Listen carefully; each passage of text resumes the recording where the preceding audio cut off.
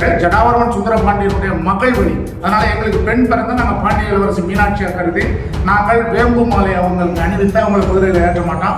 ஆனால் வேம்பனங்குன்னு அடிச்சுப்போம். அது பெரிய பொண்ணு அங்கே என்னுடைய பெண்ணுக்கு அந்த சடங்கு நடந்தது.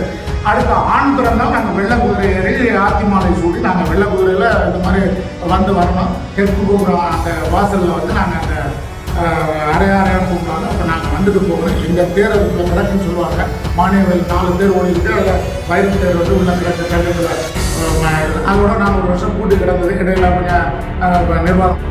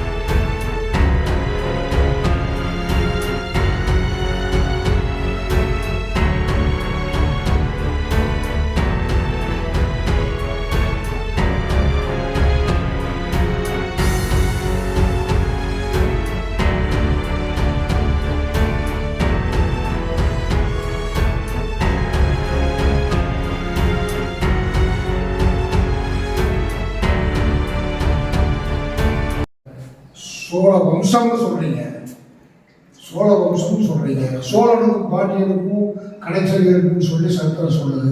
அதை பற்றி நீங்கள் என்ன செய்ய சொல்கிறீங்க? அதுக்காக உங்களை நாடி வந்திருக்கேன், தேடி வந்திருக்கேன். சந்தேக விழாவிலையும் உங்கள் ஏற்பாட்டில் கலந்துருக்கேன். நீங்கள் இதை பற்றி சொல்லுங்க. இந்த கோவில் 3000 வருடம் பழமையானது.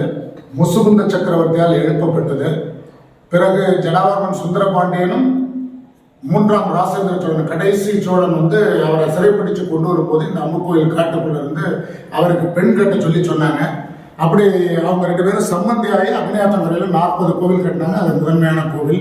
700 வருஷத்துக்கு பின்னாடி இது இடிஞ்சு கிடந்த போது அதை எனக்கு அரசாங்கத்தின் மூலமாக தகவல் தெரிய வந்து தெற்கு கோபுரத்தை நான் எடுத்து கட்டினேன்.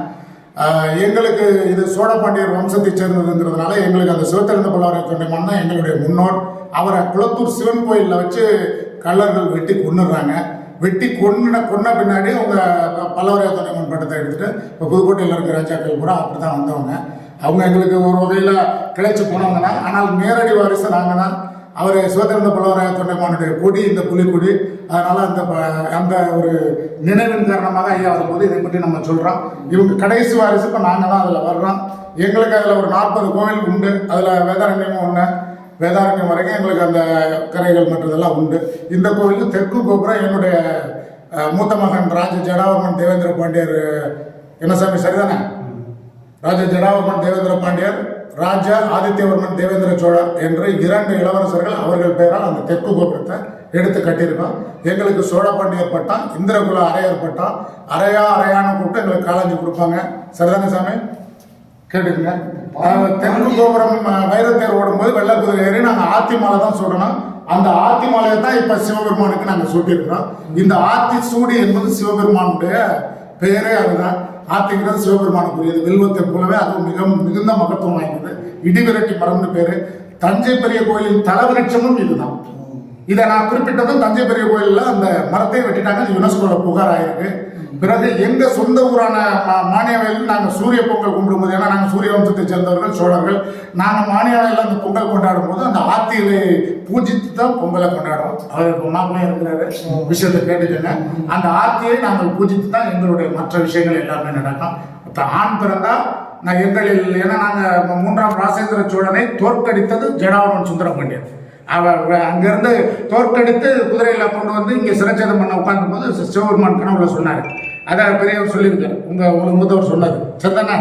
அப்போ அவர் கனவுல சொன்னோன்னு தான் அவர் என்ன பண்ணுறாரு, உன் பொண்ணை கட்டு அப்படிங்கிறாரு. ஜடாவர்மன் சுந்தர பாண்டியனுடைய மகள் வழி, அதனால எங்களுக்கு பெண் பிறந்த நாங்கள் பாண்டிய இளவரசி மீனாட்சியை கருதி நாங்கள் வேம்பு மாலை அவங்களுக்கு அணிவித்து அவங்களை குதிரையில் ஏற்ற மாட்டோம். ஆனால் வேம்பனங்குன்னு அர்ச்சிப்போம். அது பெரிய பொண்ணு அவங்க இப்போ கூட என்னுடைய பெண்ணுக்கு அந்த சடங்கு நடந்தது.